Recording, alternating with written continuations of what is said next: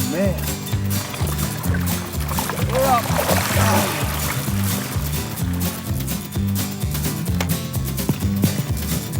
Oh.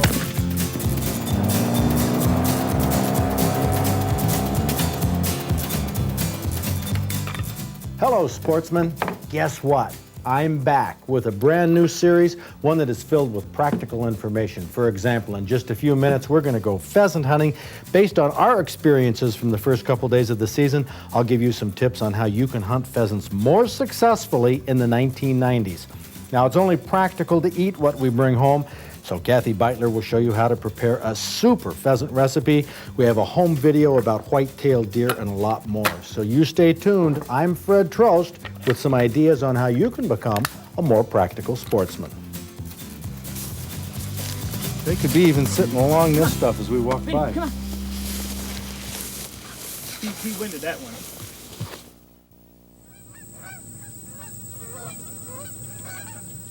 Fred Trost Practical Sportsman is brought to you by Auto Owners Insurance. For all your life, home, car, and business insurance needs, available through your local independent auto owner's agent listed in the Yellow Pages under Insurance.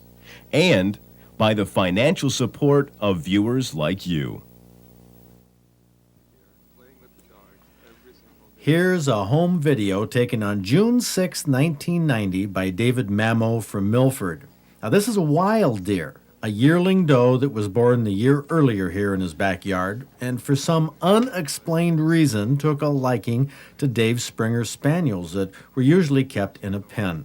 Now can you believe what you're seeing? That deer is actually playing with the dogs. The dogs wag their tails, the deer wags its tail. They all deke and dodge through the fence and run along like three dogs at play. But that white-tailed deer shouldn't be doing this. First of all, dogs will chase deer, and even family pets will chase and kill deer if they get a chance. It's just an instinctive behavior that comes out when dogs run in groups.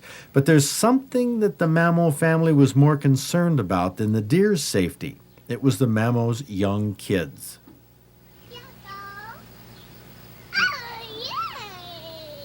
Could that deer be trusted in the yard? Deer out there, Eric? Huh? Is a deer out there? Dave pulls back with the camera, and you can see how close they are. You see the deer? Yeah. Okay. Eric is too small to appreciate what's happening here, but he would also be too small to understand that if the deer came up to him in the yard, that deer could be extremely dangerous. Deer strike out at each other with their hooves, which can be sharp, and to a small child could be fatal. Well, sure, the deer looks playful here, but something is terribly wrong. The smell of dogs or the sight of dogs should cause that deer to run. The fact that it doesn't causes Dave Mamo a lot of concern. Now, this wild deer played with these dogs for 2 weeks, every day, twice a day, when it would feed in the morning and in the evening. And Dave got an idea. He thought he'd try to teach the deer a lesson. So one day, he turned the dogs loose, figuring that they'd chase the deer, scare it, and maybe the deer wouldn't come back. That'd make him feel better. At least they'd feel that their kids were safe in the yard. I mean, this is an urban area. Now, they have some horses, well, so it's semi-rural, but there are other houses within sight. That's why he turned his dogs loose to give this deer a scare. But the dogs ran up to the deer, and the deer chased them all the way back to the barn. Dave shooed the dogs out again, and the deer chased them back again. A crazy deer. The deer that liked to play with dogs, well, it wasn't normal, but it never hurt anybody. David Mamo got some great tape, and that deer hasn't been seen since. I'm glad we got a chance to see this quirk of nature on home video. What a story. You know, these VHS tapes have become commonplace in the 1990s. And if you happen to catch some unusual event that has to do with fishing, hunting, or wildlife on video, be sure to send it to us so we can review it. Maybe we'll be able to put it on the air. Tape back, send a check for $3 along with it. Now, speaking of wildlife oddities, let's move over to the deer exhibit here in the museum and answer a question a lot of hunters have wondered about.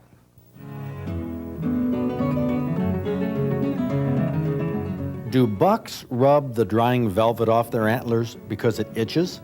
Well, this is what many people have said over the years, because when their antlers stop growing in late summer, the bucks begin rubbing on saplings, and at the same time, that velvet-like skin peels off, and people have said they rub because it itches. Well, last week when we were pheasant hunting, we stopped by the Sweetwater Country Store in Vermontville. This buck was hanging on a wall in the back room. The owner, Tom Barrett, got this buck in 1978. Normal-looking buck up top, but it has this big drop tine down the side. Now, the tines on top were rubbed the way they normally do and rubbed clean, but this tine wasn't. It still has this dried skin from the velvet on it. Now, it could have reached this tine on a sapling, but it didn't. My theory is that Mother Nature programs deer to rub the antlers on the top, but not on these abnormal drop tines. So I'd say the velvet doesn't itch. Pheasant season 1991. Oh, what a beautiful opening morning. We got up, the sun was shining, frost on the grass as we crunched through the stubble fields. Terrific conditions. Now that was 1991. We got our share of birds on that opening morning. We figured 1992. Here we are, a blizzard. Brett Ramey, we're on your farm here west of Charlotte. You say this place is loaded with birds? There seems to be quite a few out here. Their population's been going up constantly every year since it's been in CRP. And, CRP, explain CRP. Conservation Reserve Program. The government does it for a number of reasons: water quality, to get some of the high production ground out of production, and of course for the wildlife. And it's really helped the pheasants. Well, now you're a farmer, full-time farmer? Yes. And this land right here that we're going to be hunting is land, in other words, it's been put out of crop production. For 10 years. And how many years is it into the program? For 10. But I mean, And, this well, is... there's 4 more left. Okay, so it's been 6 years that this has not been farmed. And you say it's done wonders for the pheasant population. Yeah, it really has. It's really amazing. How many birds have you flushed here recently as you've been, working the dogs? Dozens. We'll put it that way. Okay.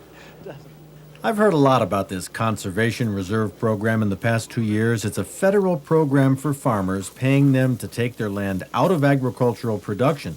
Now, this land is also called set-aside land by farmers. It was planted in grass 6 years ago. It isn't mowed during nesting season, and pheasants have a chance to reproduce and hide from predators far better than they can in fields that are in cultivation. Now, ditch banks aren't as important next to fields like this, but birds do move into the ditches during the day. Last year, he just said 12 roosters flushed out of each side of this little ditch here. So we're hunting memories. Sometimes that can pay off. Hunting memories is something we all do. Go back to a spot where one time we saw game. Now, it doesn't matter that we don't see game there very often. One good experience makes it a favorite spot that we always check out every time we hunt. After walking a quarter of a mile on the ditch banks, at the end, I finally saw a rooster sitting on the edge of the grass.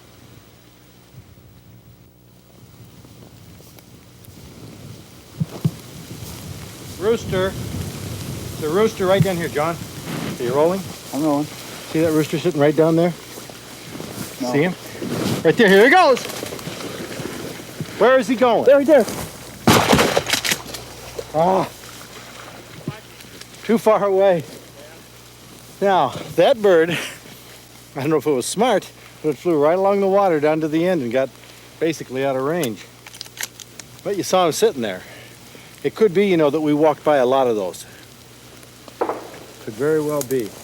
I just happened to catch my eye. We're in a classic situation. The 150 acres of set-aside grass fields have been loaded with pheasants, according to Brett Ramey. He's seen them all summer long and even in the past week. But they weren't anywhere to be seen today. Vinny, the golden retriever, didn't smell any, but scenting conditions were very bad. But he didn't stumble across any either, which is surprising. We walked the ditch banks on the 150 acres and rousted one rooster. We saw another flush wild from the middle of the field. Then we decided to try the fence row along the huge cornfield to the west. Look at the size of this corn, 7-8 feet tall, totally impractical to hunt. Here we go.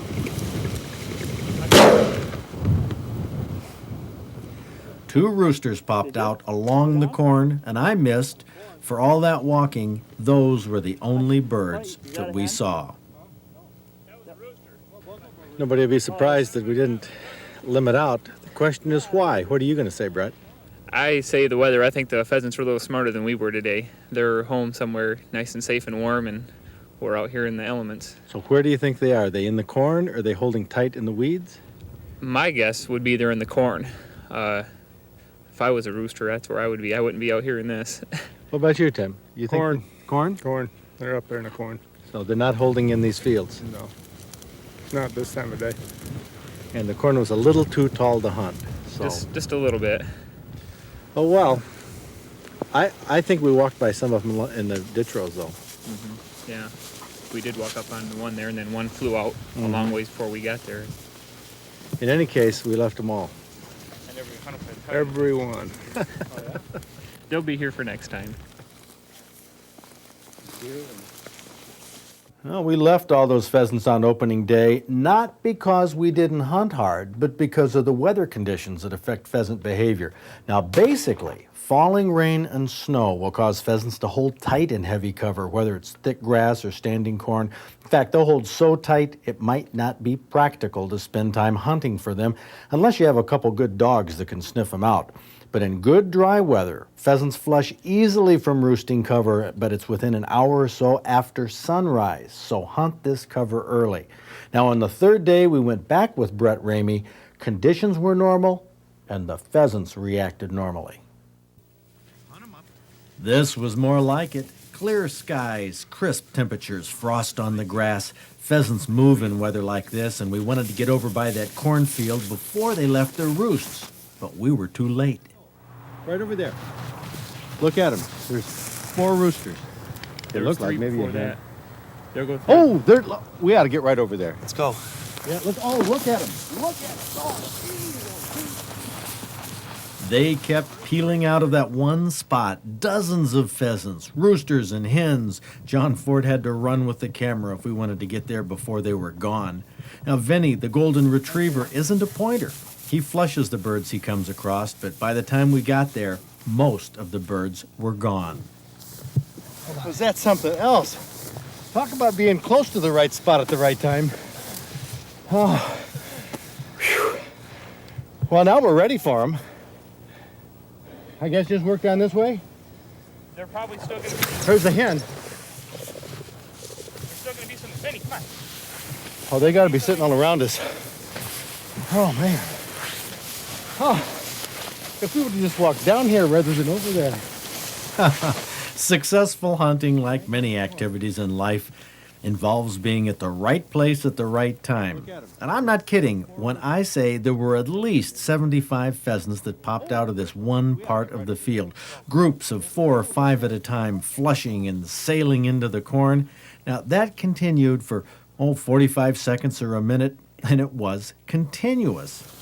Even though we weren't close enough for a shot, we were thrilled to see those pheasants popping out of this ideal roosting cover. It proved to me that those birds were there on opening day, when we avoided that thick grass that was so heavy and wet with snow. Hen. Well, I guess they are. Vinny, come on. Hey, ease up.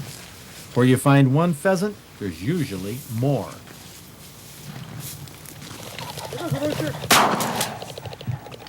Brett missed, but at least we're getting closer to putting a rooster in the game bag. The way the weather has been this summer, the cool weather, Brett says the corn is behind in development, but it's ahead in height. That makes it almost impossible to hunt because the hunter can't see above the tassels. And because it's still early in the morning, the sun is just coming up, there should be a lot more pheasants in that roosting cover. They could start popping out around us anytime. There we go.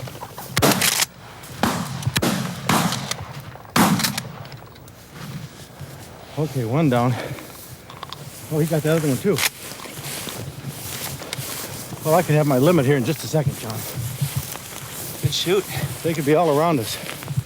I want to mention here that when you're walking or sometimes running after a bird, always keep the safety on and hold your finger along the receiver or around the stock. Never carry a gun with your finger on the trigger. That's a big no-no. Gun safety is something you always have to be conscious of all the time. Now, keep that in mind. Oh, here we go. Oh, boy. Oh, it's not like we're not working for these birds, to tell you that. Man. Well, there's got to be a ton more left. Let's put them in the game bag. Yeah. Well, I found my bird, but after 15 minutes of hard searching, Brett and the dog couldn't find the other one. Unfortunately, that can happen with pheasants in thick cover, which is why you have to get to a downed bird right away, and a dog can really help in locating downed game. Now, it just so happens that this same set-aside farmland where the grass grows thick after a couple years and hides nesting pheasants from predators, this same thick cover gives birds lots of hiding places after a hunter knocks one down. Now, the bird might only have 1 or 2 jumps left, but that can be enough for him to burrow someplace where he can't be found. And there's nothing that makes a hunter feel worse than taking game and not being able to find it. That's why you'll see me click the safety back on after shooting and hold the gun like a soldier and get to that bird as fast as possible. It's the most practical way to make sure you get game that you've put down. There we go. Here I go. The bird is flopping like a chicken with its head cut off. I don't want to waste any time getting there. Vinny isn't a real experienced retriever. He doesn't pick the pheasant up, but he keeps it marked at least. A good dog that can find downed game is probably worth more to a hunter than one that points game in the field. All right. Let me tell you, John, you have to work for these birds. Oh, this is a young one, though. It's not real heavy, so it's probably a young of the year. Was born this spring. Ringneck pheasant. There should be more of them holding right here in the fence row. That's the bird that's making a comeback, at least on the Conservation Reserve Program lands. 40 million acres have been set aside by farmers around the country under this federal program, and that's where you'll find the best pheasant hunting anyplace. CRP lands are giving ringneck pheasants and pheasant hunters a new life, something we've been waiting for a long time. One limit of birds. Well, our percentage wasn't that high, Brett, but boy, did we see them. And not compared to how many we seen flying out there, we didn't get a whole lot, but it still was a lot of fun. It's not always the most fun shooting them all, but it's fun watching them and seeing them and chasing them around. Well, when you came into the museum, a month or so ago? Yeah. And you told me that you flushed, 38 birds or something the Yeah. other night. High numbers. I had people who I told that he had lots of birds out there, and they said, yeah. But I'm a believer. I mean, we have it on videotape. After Tuesday, I didn't figure you would be a believer. I thought maybe you'd. No, I think they were in there. Some of them in the grass, and a lot of them in the corn. Mm-hmm. But this land that's been put out of production for 6 years is so loaded. How was it 6 years ago? You'd see a bird every now and then, but it's hard to hunt them in standing corn and that sort of thing. But you would hear them. But now during the summertime, you hear them every night cackling, and you see them flying all around. And so the fact that there's 150 acres of prime roosting cover, nesting cover. Mm-hmm. Really, it's excellent nesting cover. We don't mow it until late in the summer, so by then the young birds, or some of the roosters, if they're early enough, they're getting their colors by then. Mm-hmm. So they're big enough to get out of the way and take care of themselves. And that's how you grow hundreds and hundreds of pheasants in the 1990s. Yeah. Put that land out of production and let it turn to grass. Mm-hmm. That's sure. Well, Brett, I want to thank you for inviting me down here. It's been great. Yeah, we did Do it again sometime. Yeah, it took some good weather conditions, but we got the birds. Well, let's skin them out now. Okay. Get ready for a good pheasant recipe. Well, Kathy Beitler has a great one. She's in the kitchen and ready to go. We have an elegant but easy type recipe called Pheasant and Crew with champagne sauce. Michael Kingsland, huh? Right. A new name to our recipe. Yeah, this is people. very, very good. Got puff pastry, and Is that the stuff you whack and open up that's in the container? no, it's not. It doesn't come in a can. This comes in sheets. It's actually Puff pastry, it's puff called? pastry. Yep. Want to roll it out just a little bit thinner than it is, and add artichoke bottoms. Just gonna layer those in there. You don't want to make it real high, because you're going to add a top to it. And that's the pheasant breast? Pheasant breast, right. Boneless pheasant breast. Yes. A practical way to eat pheasant. Very good. They're going to add fresh mushrooms and a little bit of black pepper and poultry seasoning to this, and then going to put a top on it, and then you're going to seal the edges. It's sort of like a pheasant pasty. Right, exactly. Yep, you could put it in a big crust if you wanted to. Then it's going to bake a little bit, and while that's baking, you're going to make a champagne sauce. And it's just, it's like a white sauce, and then you're going to add some champagne to it. You got your flour and butter, and then you're going to add some white pepper so that you don't get the little black specks in it. You get the flavor of pepper without seeing it. Yep, exactly. So that's just for cosmetic purposes. Yep, sure is. And then, of course, your milk to thin it down, and then as much champagne as you want into it. Having trouble with that? Just a little bit, but I get it eventually here. You got it open? Well, no, I thanks heard to that Abby. Abby Burke got it Yes, open. she did. Stepped from behind the camera to save Thank you on goodness. that. Well, if this recipe tastes as good as it looks, we have a winner. Someone's outdone themselves here. This is another one of the special recipes, unique, and I can't say enough about it. This is melt-in-your-mouth pheasant. This has got to be the most terrific pheasant Very I've tasted. elegant, and it wasn't that difficult to make. Very, very good. Because this tastes like something you'd get in an elegant restaurant. It sure does. That you'd pay an arm and a leg for. Yes. It does have that wine flavor comes through for people the who, sauce, who might not like the wine. What would they do? You wouldn't have to add it. You could just make your sauce just a little bit thinner. You wouldn't have to add the champagne to it. I mean, the sauce tastes kind of rich. The pastry Right. is so flaky and so, and it's such a pleasure not to have to be picking bones and ligaments and Yeah, just from tendons the and breast. everything out of Yep. a pheasant, and it's just terrific. Oh, this is... You guys keep talking, and I'll eat. Is there more of this? Oh, I hope so.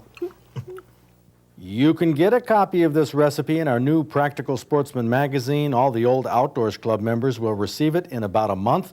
The address on how you can get this new magazine will come up at the end of the show. Black bears are found throughout Michigan from Houghton Lake north. Presque Isle County has quite a few. That's where Grant Dix from New Hudson got this big bruin. Any dangers involved in this? No, my friend Ron Brandenburg missed him 2 years before, and he jerked on the trigger so hard. I was hunting with Dennis Spence, and we looked at each other and we said, gee whiz, he missed that bear. It was so big it looked like a refrigerator standing there. Well, from then on it was called the refrigerator bear. So in 1990 nobody shot the refrigerator, and this year I was fortunate enough to shoot the refrigerator, and now he's in my freezer. How's that? Well, that's outstanding. Refrigerator to your freezer. Grant Dix. That big bear came from Presque Isle County right there, 1991, September 21st. This year at Alpena, they're getting brown trout limits this past weekend in the Thunder Bay River. Some salmon. Ueno Resort says archery deer hunting is excellent on Drummond Island. Perch limits and flight ducks with the blasts of cold air coming in. Bayshore Bait and Tackle says they're getting big walleyes in Bay de Noc. Smallmouth up to 5 pounds, northern pike up to 17 pounds, but not too many anglers. Pilgrim's Village at Cadillac says Cadillacs and Mitchell are also producing smallmouth limits up to 5 pounds, 2 to 3 walleye per trip. Captain Emil Dean says steelhead fishing in the surf and in the river, as salmon are about done though. American Tackle Outfitters at Holland says off the pier they're getting whitefish, steelhead, walleye at night. They're also getting steelhead and walleye at the Allegan Dam. Trenton Lighthouse, Frank reports walleye limits there. The handliners getting them up to 5 pounds, 12 to 14-inch perch, biggest they've had in a number of years. Smallmouth bass limits, again, up to 5 pounds. Now, if you're a deer hunter and you want to get in on some sight-in days, let's take a look at where we have them around the state. This weekend, Hillsdale Conservation Club.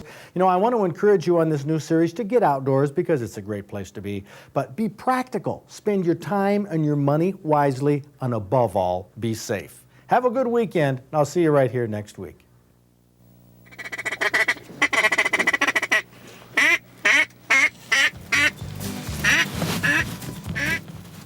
Studio segments for this program were videotaped at the Practical Sportsman Museum in Bath, Michigan, where you can see Tom Barrett's drop tine buck.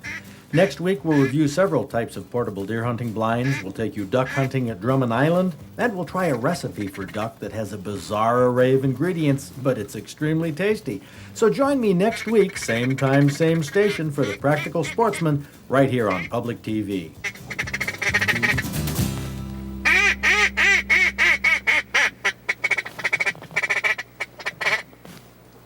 Coming around.